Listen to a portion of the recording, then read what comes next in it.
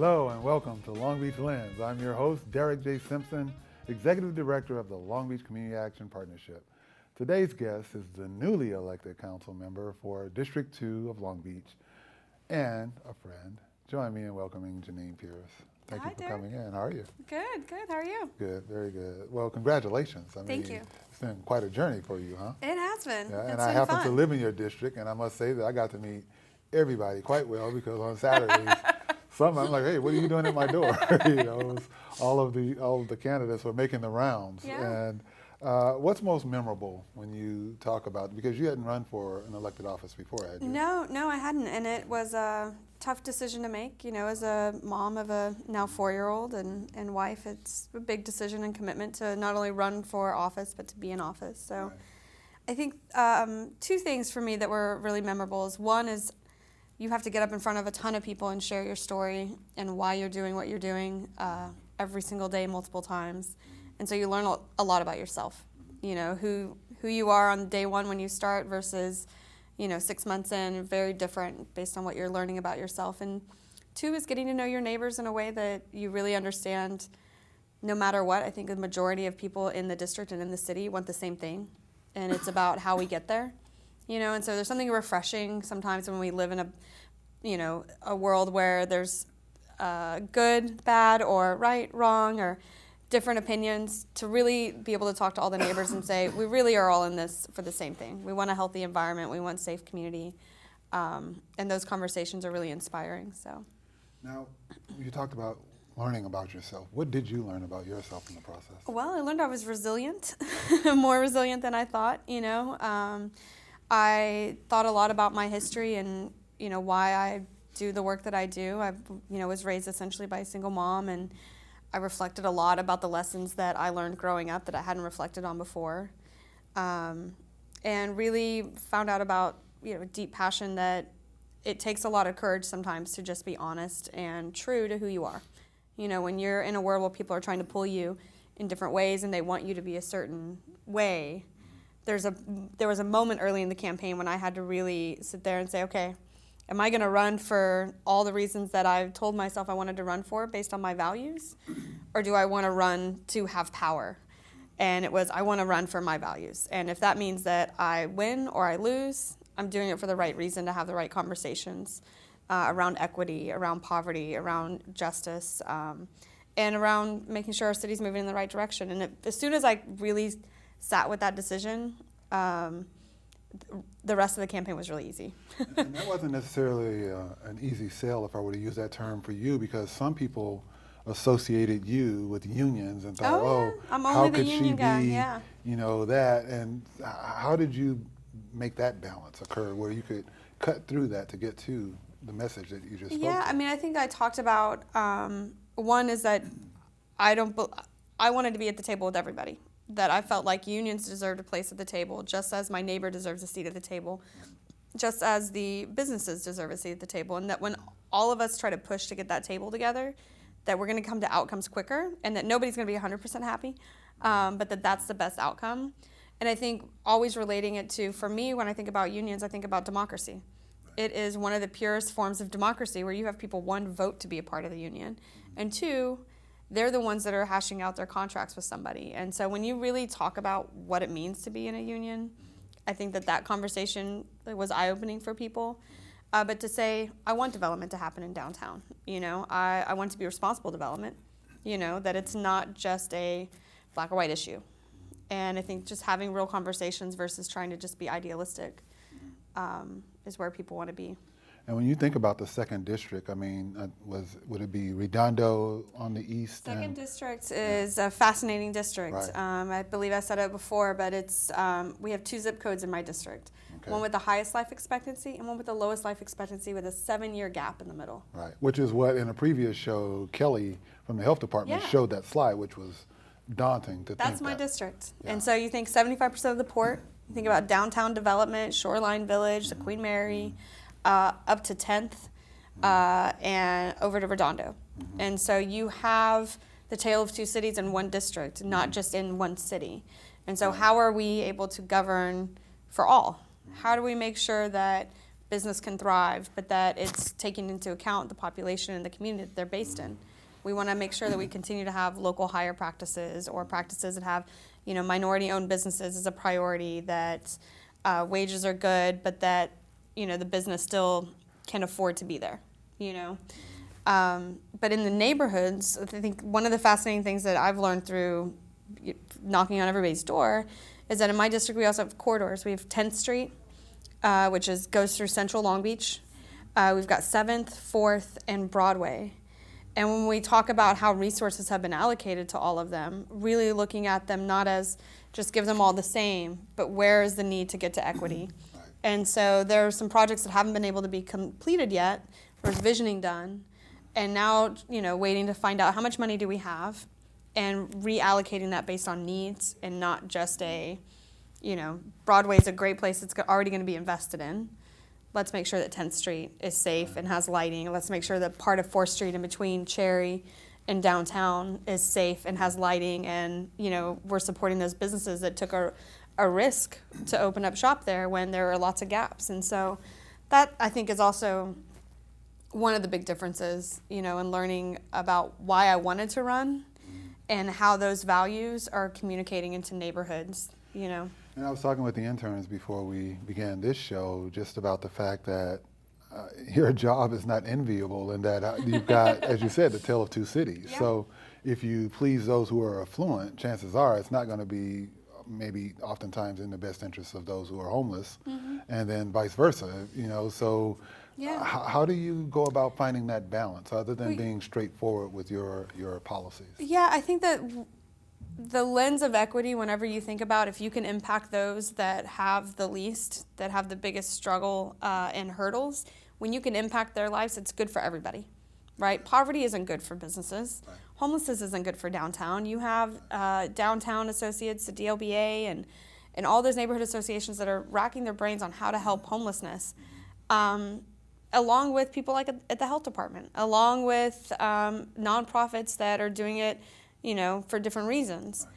So we all want to solve that issue, and it's been interesting because what we did, one of the very first things that I did was a homeless day of action in Lincoln Park, where people said, don't go to Lincoln Park.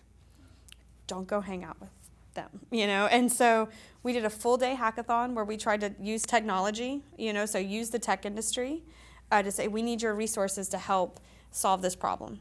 We brought in the health department, we brought in people to sign people up for insurance. We did over 100 haircuts, I think, and firefighters to come and hand out food.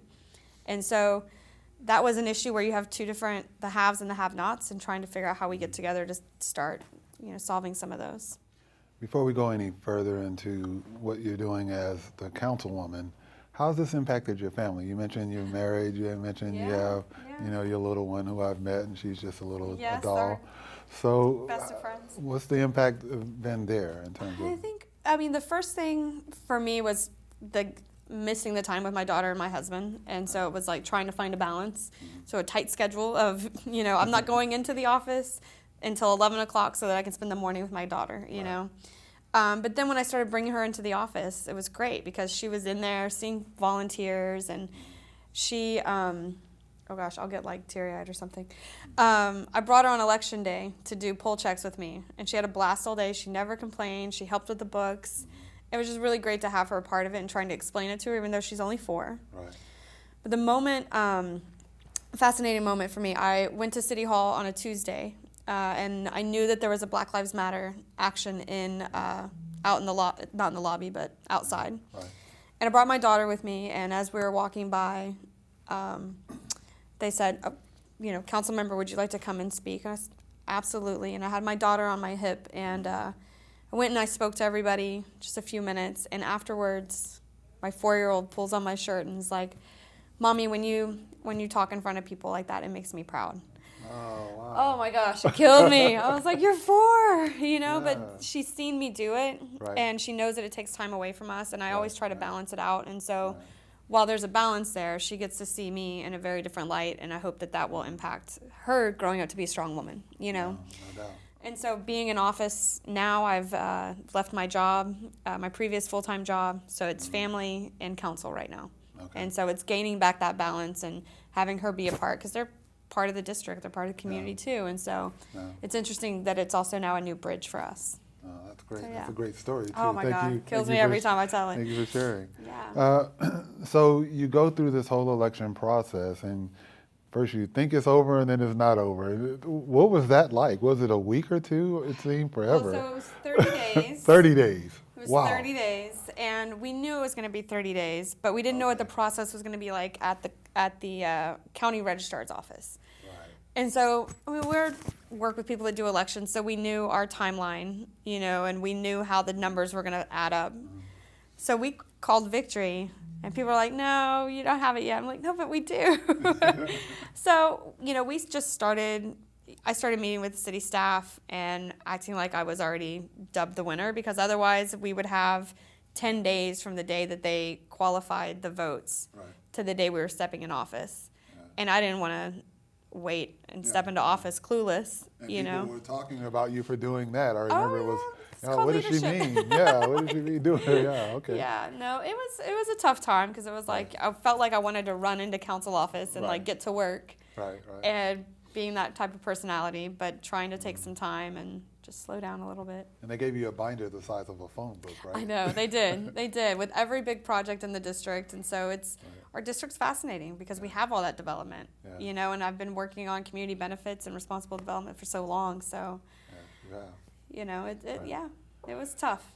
Okay, well, we have about a minute maybe left, and we're going to go to a break shortly. Okay. But in a snapshot, in that 1 minute that we have, so you finally found out it's going to happen, and now you're looking forward to the swearing in. Yeah. What were those immediate thoughts? Like, wow, I really am the second district councilman. When it hit you, It what still did it hits feel you. I like? still do it. I'm still pinching myself, It's just wanting to make it not about, still just like in the campaign, not wanting to make it about me, but trying to make it about the community and the values that won. Because in my mind, that was what won the election. It was the values of equity and justice, the values that everybody deserves a seat at the table.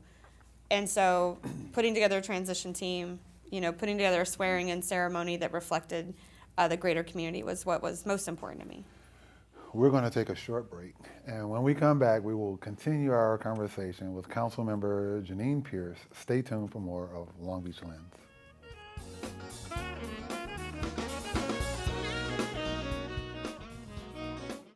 Hi, I'm Deborah. Are you tired of coming home to an empty, lonely house? Why not try Animal Match Rescue Team? We are a small dog rescue group in Long Beach. AMRT is looking for loving homes and has a variety of small dogs to choose from. Just come to Petco, 6500 PCH, any weekend from 11 to 2 to see just a few of our little dogs. To find out how you could adopt, foster, volunteer, or donate, go to amrt.net. 100% of all proceeds go to our animals. Right, Pearl? You'll be glad you did. Each year, 7.5 million students nationwide miss nearly a month of school due to excused and unexcused absences. In the Long Beach Unified School District, 10% of students, including almost 11% of kindergartners, are chronically absent. The All-In Attendance Campaign is a long-term, citywide approach to encourage students to attend school every second of every period, every day. With the help of parents, teachers, and the community at large, we can turn attendance around. Are you all in? Are you tired of the run-of-the-mill duties at your internship? Getting coffee, making copies, getting prescriptions for people you don't even know? Well, not at PadNet. We're making things happen. We're getting footage. We're making PSAs. We're getting interviews with people you're gonna know. But I don't know how to do these things. No problem. We have workshops, equipment, hardware, software, underwear, all for you to learn and absorb. Check us out at padnet.tv for more information.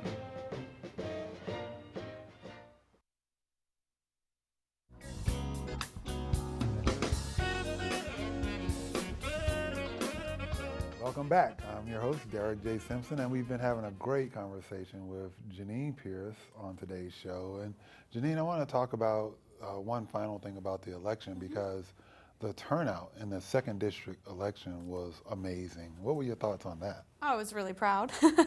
You know, I've done civic engagement work for the last decade almost on trying to increase voter turnout, and turnout was expected to be around 13 to 16%. And for the June election, it was 39% turnout. Whoa. And for the citywide, it was 40%. Okay. And so looking at consolidation, what we did at the county level was exciting. But in the district that typically doesn't have anywhere close to that amount, I think the highest was around 28%. So to go to 39 was really, really exciting. And I think the most exciting part for me is that typically the people on Ocean are the ones that vote in higher numbers. But what we had were people on 10th, closer to 10th Street in Central Long Beach. Those precincts voted in higher numbers than. What do you attribute that shift to? Why do you think that was? I think we had a ton of volunteers. I mean, I had 70 volunteers every day, the 4 days before the election. Oh, wow. I had in between 20 and 50 volunteers a day, depending on the day, that were having real conversations with people on their doorsteps about what they wanted to see changed. And I think feeling like people were listening to them, you know, whether it was me or one of my volunteers. And Eric was doing the same thing. You know, I mean, there were a lot of people out there. Right. I think we also had an exciting thing that Long Beach Rising and City Fabric did with a place vote that they did at the senior center on 4th Street. Right. Balloons and everything. So they said people just walked by and said, "What's happening? Can I vote here?" So a lot of legwork, you know. So you get all this behind you now, and as I said, you're the councilwoman, and you Yeah. prepare for that first council meeting. What was it like walking out onto that council chamber as Councilwoman Jeannine Pearce? It was exciting. It was exciting, especially doing a great swearing in outside we had Reverend Smart outside, Janice Hahn, Congressmember, Alan Lowenthal as well, and coming inside and just feeling a part of the team. It was more comfortable than I thought it would be, although very intimidating at the same time. But now I'm 3 in, and it feels like, okay, this is how we do this. And you're not, and I mentioned this in other conversations with other elected officials, you're not just representing the 2nd District, you're representing the city of Long Beach. Yes. And when you put it on that scale with the city of our size, 500,000 people, yeah. Yeah, how has that relationship been with your colleagues? Yeah, I mean, I think that there are some of them that I've spent a lot of time getting to know, and that we dream together, we vision together, we think about the impact that Long Beach has. And so it's a lot of responsibility. I definitely, for the first month, anything that happened felt that weight on my shoulders, Right. And felt like it was all on me. Right. And realizing that I have community to work with, and I have colleagues on the council to work with. And so Councilmember Uranga, Councilmember Richardson, Gonzalez, they've all been fantastic to sit down and dream with and kind of figure out some priorities and not feel like it's all on you, Right. Yeah, we here at Long Beach Community Action Partnership appreciate them all. We've been fortunate through this show and otherwise to develop a relationship with the entire council. And you and I both served on the mayor's transition team, among other things in the community. But your first council meeting, one of the main things that you were in the paper for was the raising of the flag. Why was that important, and what flag are we talking about here? Yes, it was my first agenda item. It was to raise the pride flag, and my mother was part of the LGBT community. But Long Beach is a place that we have a strong LGBT community that we push back against Prop 8. We celebrated together with Marriage Equality Day, and we've had those moments when we've raised the flag for a day, and it's been great moments when the mayor's been able to do that. But with everything going on, both in the community and nationally, I really thought that it was a great symbol to our community, one that they could feel proud of, but two, to send a message too, that when people see that flag, that they know this is a city where not only residents, but the council and their local government really respects and honors the commitment of the LGBT community. But we have states that are still removing rights. Mississippi, North Carolina are out there removing rights of our LGBT community, and so it's not a place where we've reached full equality. Right. And so for cities that have demonstrated that respect, I think it's really important that we celebrate that. And for me, it brought up a big discussion, but for me, the LGBT community is, people of every color, every class that live throughout the city, that live in shadows, that live in spotlights, and that it is a snapshot of America.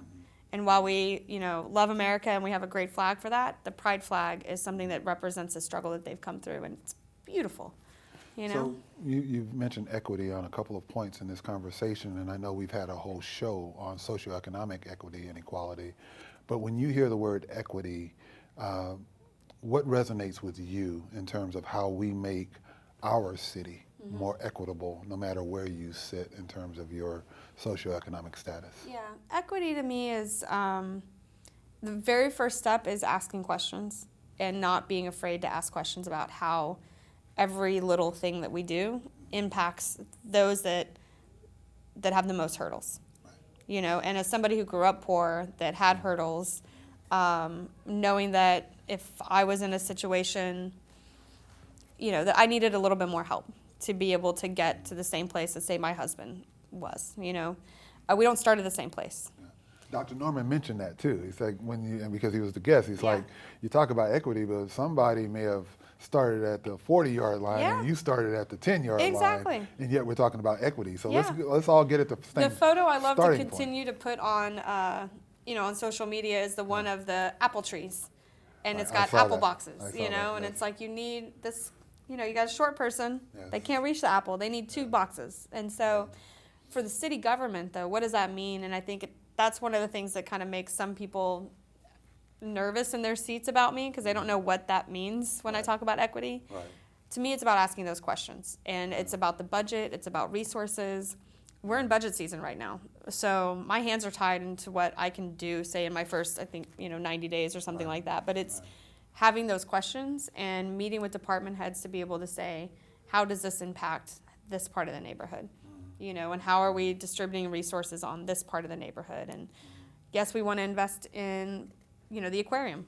I love the aquarium. Aquariums were a special place for me growing up. But what if we're going to invest in them, how do we then spend that money to make sure we're investing in kids that typically wouldn't have access to it? And so equity for me is asking all of those questions all the time. Well, when you talk about the broad stroke of agenda that you must have, in the next 90 days, you can only focus on certain things. So I would imagine getting your arms around the budget process is one thing. Yeah. But what might be some of the other initiatives? You talked about rushing in from a meeting before this show at the Queen Mary, et cetera.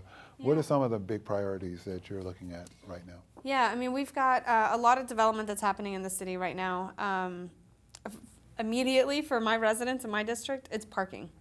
And as much as that doesn't sound like something that I wanted to jump in, it is an issue of equity when you have people that don't have a parking spot driving for 2 hours. So I've already got Public Works going out there in the community, and in the next 30 days I will have some better understanding of what parking options we have. Which is a little silly it feels silly to talk about parking, but it's important. No, it's not silly if you're the one. My daughter often has to park a couple of blocks, and she's walking with the little ones late at night. Exactly. And that's a big deal. It's safety. And so the other part that I think we're going to be able to get done in the next 45 days, hopefully, are some crosswalks at some places where we've had some accidents. So 2 on 4th Street in different areas and 1 on 10th Street, and then trying to slow down 7th a little bit is a bigger project. But those are the things that, there was a lot of money put to these corridors and saying, let's just, what can we do quickly to help with safety? And I'm somebody that doesn't just work in the district. I don't just sleep in the district. I walk everywhere. I take my kid everywhere, so I know those areas. But the other thing is having those conversations and building good relationships with city staff. They're the ones that are doing the hard work every single day. They've got 9 council members to manage, 9 different visions. And so just trying to build a good relationship so that we can do some big things together, And I hear over and over, both on this show and then people that we work with, that the city's making decisions, but somehow we got to get the community at the table to give input, as opposed to those decisions being made and then implemented.